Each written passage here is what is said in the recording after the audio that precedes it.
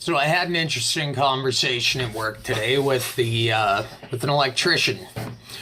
So while over lunch we got into talking about physiology. I don't quite remember how, but so anyway, as it goes on, I told him about this accident, and I may as well take a moment to share with you guys what happened and the effects that it's had. So let's see, I'm 32. Well, hot diggity, about 9 years ago, during a particularly windy day, and right at the end of the day, we had stood a wall up, we'd braced it, but not quite adequately enough, and this huge gust of wind picked up and pushed against the exterior wall of the house that I was building, and it snapped out these braces, and I had the exterior wall of a house fall on me, and I caught it. I got driven down to one knee into the floor, but I took it and managed to push it back up. Now, I didn't understand how fortunate I was at the time. Unfortunately, I also didn't understand the implications for the future that it was going to have. Now, when I went down to one knee, it sheared my pelvic bone into my hip. I destroyed the bottom 5 vertebrae of my spine. 6 pinched nerves. The next 3 months would be the most painful time of my life. I didn't really sleep at all, but when the outside of your leg is slipping into paralysis and your nerves are dying, it's a really painful thing. So my left leg's crippled, my back is destroyed. Yeah, so that was one thing of it. The other part of it was that in order to withstand something like that, naturally, I would not have been able to do it. Now, a year and a half after the accident, when I finally went to the chiropractor, because I was frustrated that I couldn't seem to longboard or rollerblade anymore, I found that was when I finally went in for x-rays and found out what was going on in there. So, if anybody ever wonders why I kind of talk a little slowly at times or have these awkward pauses like I'm thinking, it's my nerves all shooting off. Now, this would be the, consequently, this accident would also be the start of me slipping into a really, really nasty depression that at one point in time got so bad I grabbed my own head and tried to snap my own neck. I managed to break my neck, although I did not manage to end my own life. Darker days, that's behind us now. We hope.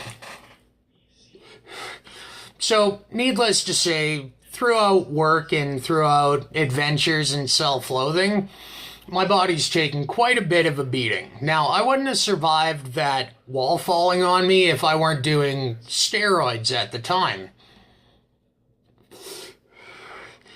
Oh yeah, I was a juicer. Now, it started me off on the health kick. I wanted to run a marathon. And I was damn near getting there too. My idea of a warm-up was a 2.5 mile run. On average, my sessions at the gym were about 2-3 hours long. Very cardio intensive. I had no body fat left to lose. Uphill, downhill, didn't matter. I could fucking run it.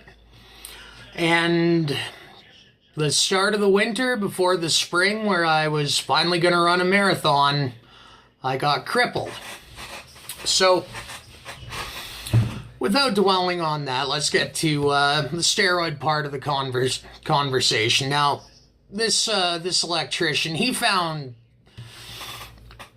kind of defended them a bit, saying like, well, not everyone can be A-Rod. Well, it's kind of A-Rod's getting caught doing steroids and owning it and acting like a rock star about it. That's the reason I'm not particularly a fan of A-Rod.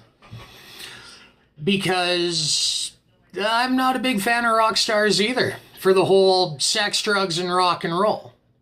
Now, I mean, for the rest of us living here in reality, heavy drugs, steroids, those are things to stay away from, not a staple of your life to be defended.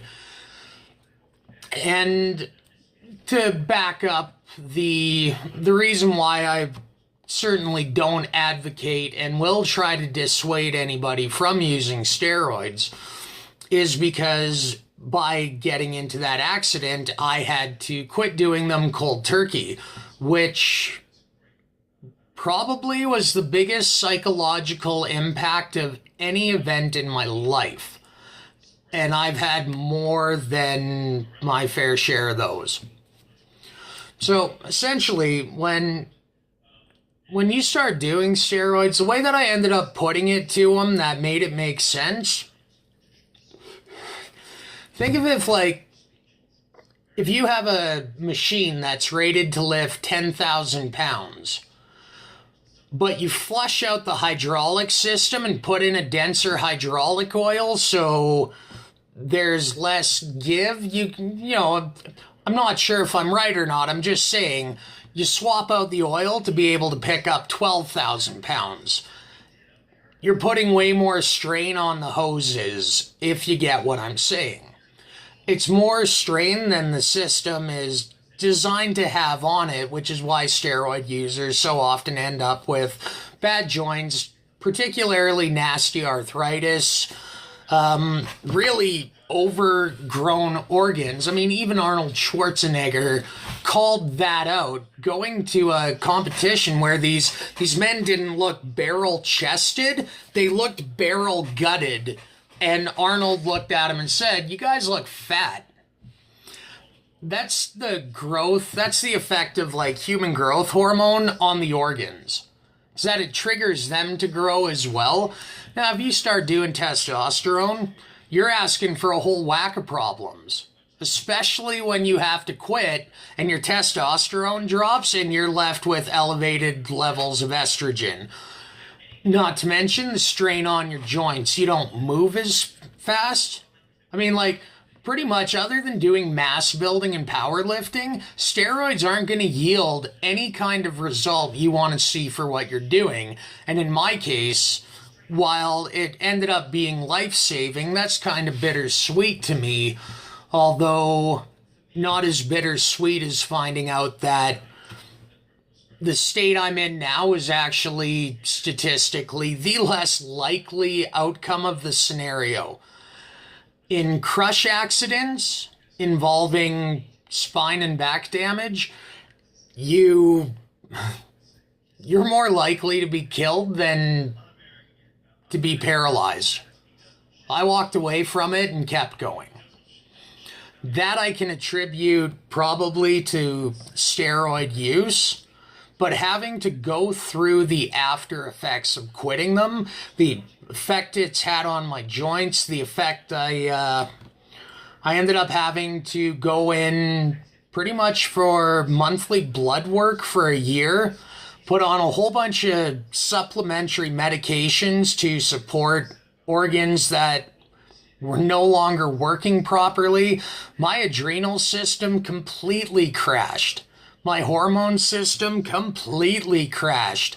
And we're talking about, like, it took years to kind of balance out from all the damage I did to be left with arthritis, depression.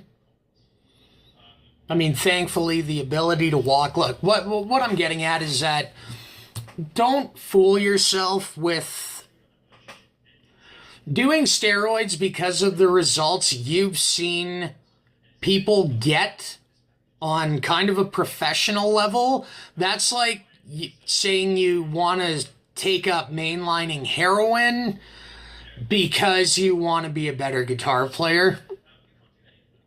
So spare yourself some grief.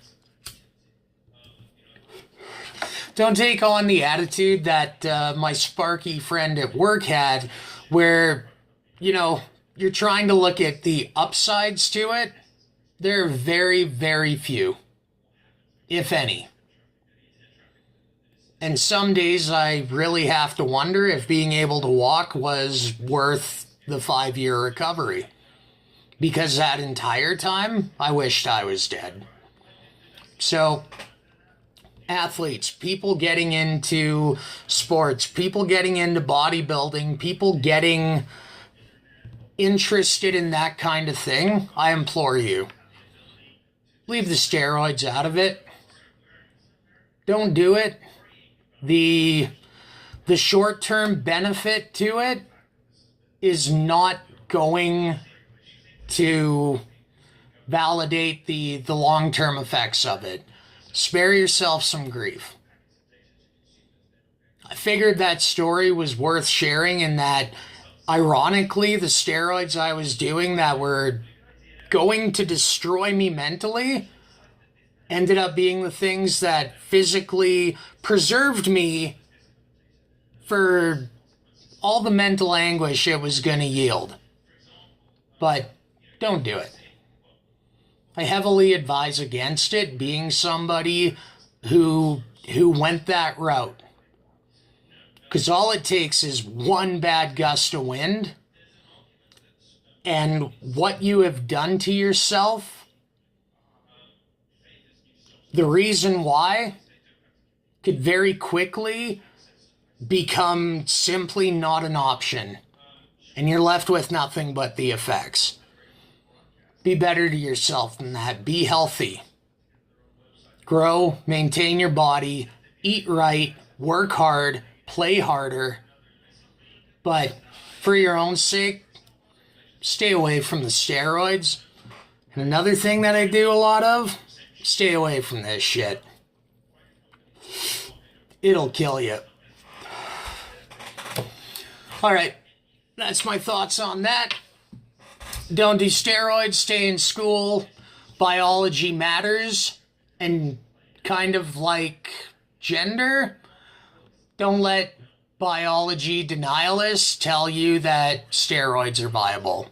You'd be an idiot for listening, and they'd be an idiot for telling you. That's my public service announcement for the day. Peace.